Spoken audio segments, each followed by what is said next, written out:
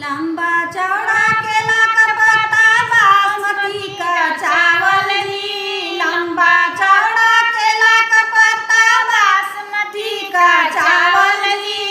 एक चावल छोड़ बासमती पकड़ कर नसबंदी जी। एक चावल छोड़ बासमती पकड़ कर नसबंदी जी।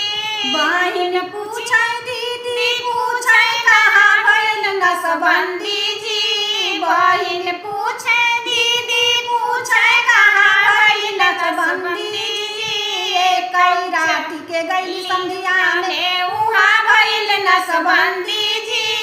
एक रात के गई संधिया